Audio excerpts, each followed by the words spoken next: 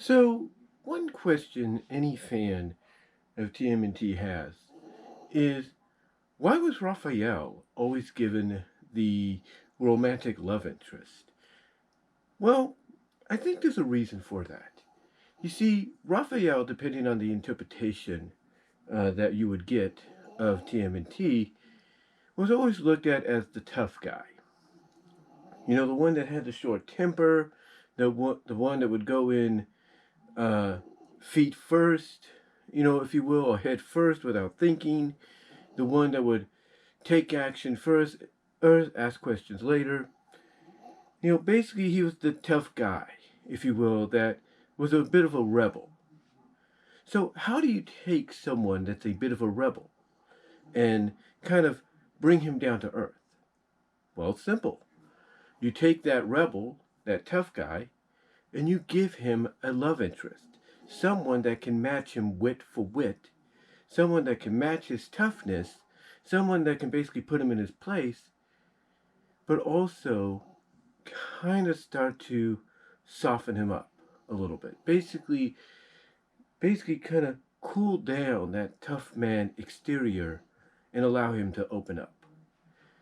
And that's kind of what we got with, the various love interests he would have. Even when he was portrayed as a bit of a wisecracker at times in the original cartoon series, they still gave him someone that matched him wit for wit, if you know what I mean. And ever since that moment, it's been one love interest after the other. The first love interest, of course, was in 1990 or 1991 in, I believe, the fourth season of TMNT, which was on CBS. And that was its first season on CBS, by the way. And it was in that season that we saw the debut of Mona Lisa. Now, Mona Lisa, of course, would come back later on in the 2012 series, but because of that one appearance, she became such a popular fan favorite that fans constantly would want to find, well, not want to, but constantly try to get, the people behind TMNT, Mirage Studios, Archie Comics, Phil Roman, they would do what they could to get them to bring her back.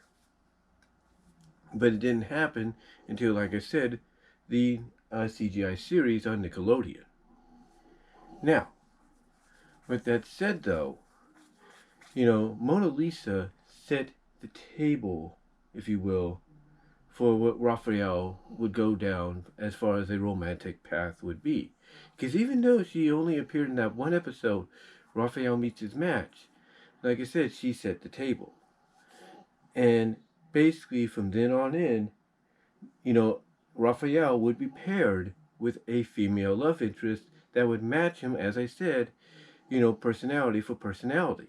Basically, be able to be his foil, but in a way that would, allow him to be more opened up to admitting his feelings and, accept and admitting when he's wrong and actually listening to reasoning. The next character on that list, or not on that list, but the next character he would encounter going down that path would be, of course, Yamiko. That's right, Yumiko or Umiko, depending on how you pronounce it. Otherwise, Ninjara. And Ninjara, from a TMNT continuity standpoint, actually was the longest lasting love interest he had, lasting from basically issue 29 in a sense, or issue 30, all the way up to issue 72.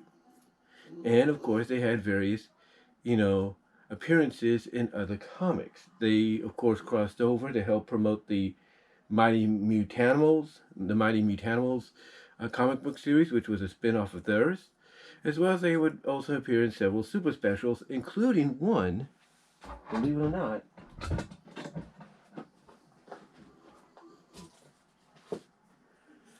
that was dedicated to them. That's right, this is my original issue of the special from fall 1994.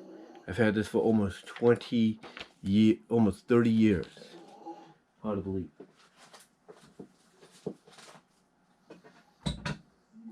It's hard to believe, but yeah. They would be together throughout all of that. And even recently, thanks to, I believe, the Total Nexus, I believe. Let me check, make sure I got that right. Total Nexus, I believe. I'm going to scroll down here for a bit to see if I'm right about that.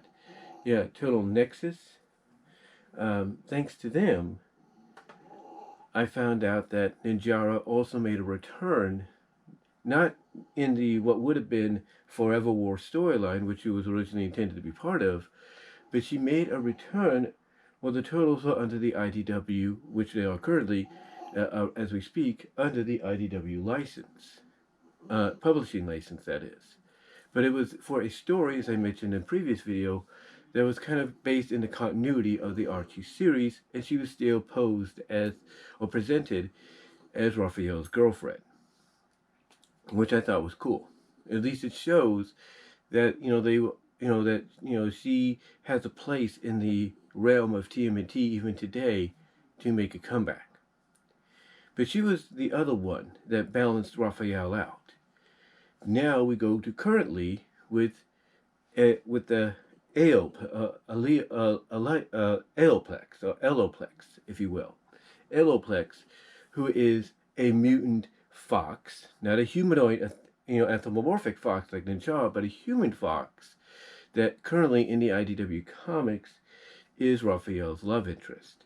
And again, from what I can understand, just like Ninjara, she was brought in to basically be a balancing out for Raphael. But, I could see that. I could see that from what I've read about the relationship, what I've read about the character, and how similar at times she is to what Ninjara was as well.